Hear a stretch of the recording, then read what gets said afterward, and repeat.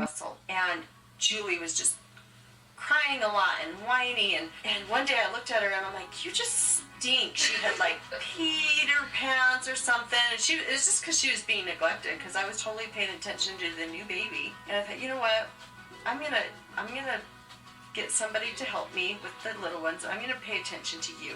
And so I bought her a new little dress in the house. So you just saying I've been neglected?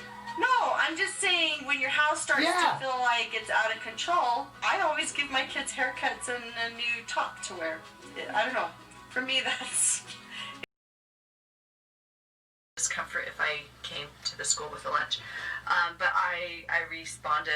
I responded and just said, Eve is responsible for making her lunches in the morning, and she actually told me she did. If you cut one more thing in my house, I'm going to take the scissors, look at me, and I'm going to cut its head off.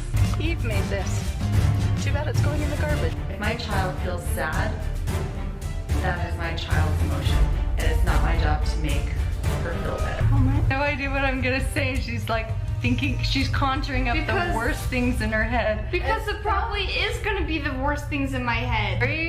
She has been asking all summer if she can shave her legs and armpits, and I never said further than your legs do. When you start speaking, when you start to rock to help get it wet instead of toilet paper. And so I told Kevin, this is a terrible wiping rock.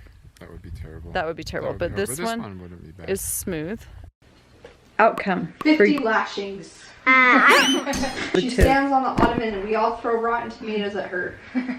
And then we put her in that thing where her neck and her hands are like locked, and then she sits like that all day. Sherry, you're so distracting. I don't like it.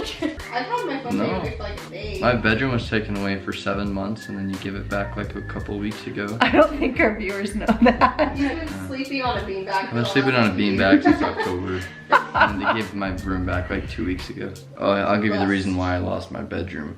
I think so. I think this is the reason. At least this is the reason that's been in my head. It's pretty funny, but now that I look back, I mean, it's pretty depressing. No, we never told our viewers. That I woke Russell up at 2 in the morning and told him that we're going to Disneyland and he has to pack. And he got up and made his bed all neatly and then packed all his clothes in a suitcase. And then he walked out the door and I'm like, Russell, he was like, what? And he's all happy. Has his sunglasses on. And I was like, we're not going to Disneyland. And he started crying and hitting me. And then he went back to bed in tears, and then... So that was not the reason you lost your room, but that was Well, the other reason is because I pointed a BB gun at his face.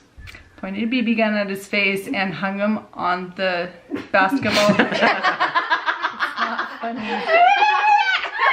Basically, That was like the day I got home too. Chad came home from Anasazi and Russell was like, I want to try dunking the basketball, and I lifted him up on the rim. And left him there for like all 3 minutes, and he was just hanging on there. Do you think it's funny because? And then I walk out. No, Chad was going to start talking and explain what some of the outcomes of his behaviors have been, and he did. And I told him, I said, you know, we can cut that out, we can edit it if you want. And he's like, no. He's like, it's fine. I'm totally fine having it in. I was like, all right, that's great. So I didn't anticipate all the upset. However, mental health and emotional health professionals for years.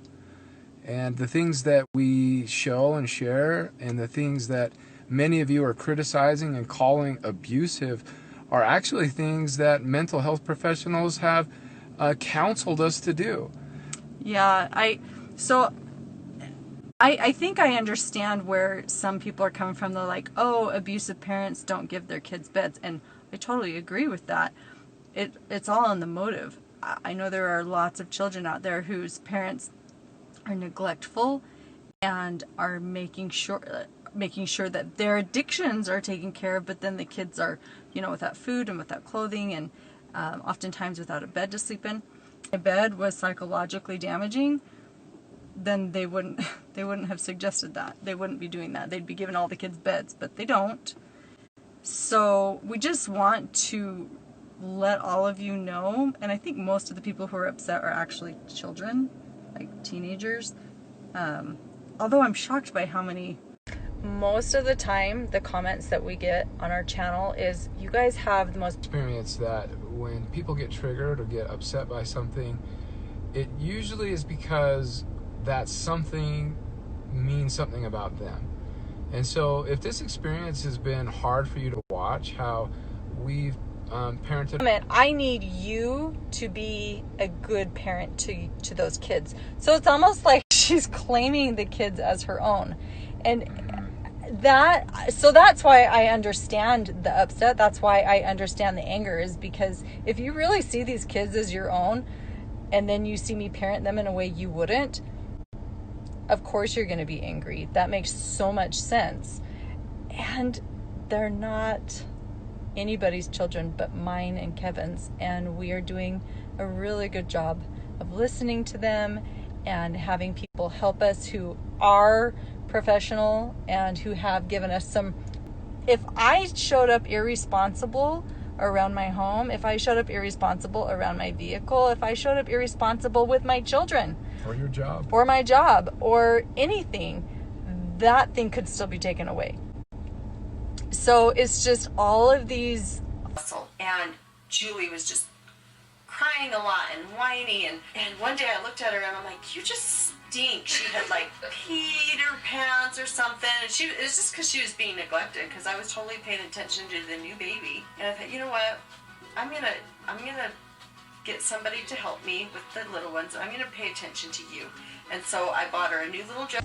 Today is this idea of how fragile we are, how fragile people are, how fragile relationships are.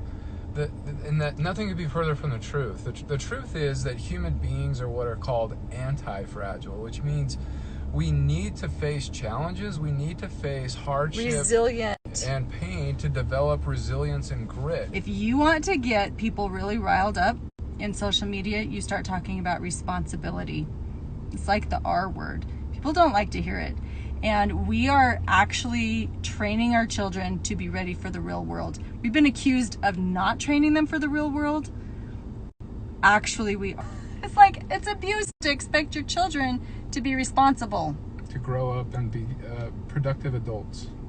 You guys, it's crazy, ridiculous how people are so scared of responsibility. It really does freak me out just a little.